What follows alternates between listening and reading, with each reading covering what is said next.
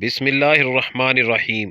السلام علیکم ناظرین گرامی، نفیس یعقوب یہ بچہ آپ کو یاد ہوگا۔ ان کا تعلق تھائی لینڈ سے تھا۔ یہ رزق کی تلاش میں غیر قانونی طور پر ملیشیا میں داخل ہوئے۔ بہت ٹھوکریں کھائیں، بچہ تھا اس لیے کام نہ ملا۔ دربری کی مصیبت ختم نہ ہوئی تھی کہ ایک اور مصیبت نے انہیں آ لیا۔ ملیشین پولیس نے انہیں پکڑ کر جیل بھیج دیا۔ ظاہری اسباب ختم، انہوں نے جیل میں اپنے رب سے تعلق جوڑ لیا۔ جیل میں یہ تلاوت کر رہے تھے، چھپ کر کسی پہرہ دار نے ان کی ریکارڈنگ کی اور ویڈیو کلپ سوشل میڈیا پر وائرل کر دی۔ ملیشیا کی عوام نفیس یعقوب کے حق میں سڑکوں پر آ گئی کہ انہیں جیل سے نکالا جائے۔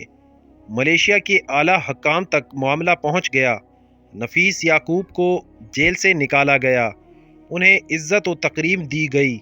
ملیشین عوام کا مطالبہ تھا کہ نفیس کو ملیشیا کے ایک مشہور مسجد کا امام بنایا جائے۔ انہیں اس مسجد کا امام بنایا گیا۔ نفیس یعقوب کے لیے ملیشین قوم نے لاکھوں ڈالر بطور تحفہ تحائف جمع کیے۔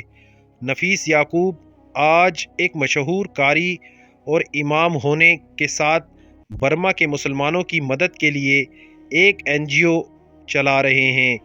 نفیس یعقوب کی کہانی میں دو اہم سبق ہیں۔ پہلا یہ کہ قرآن مجید کی برکت سے اللہ تعالیٰ دنیا اور آخرت دونوں کی عزت اور بلند مقام عطا فرماتے ہیں۔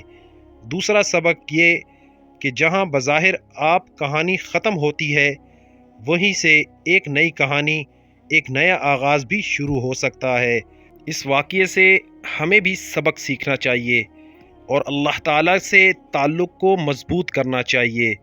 ہماری بھی آخرت اور دنیا سنور جائے گی۔ والسلام۔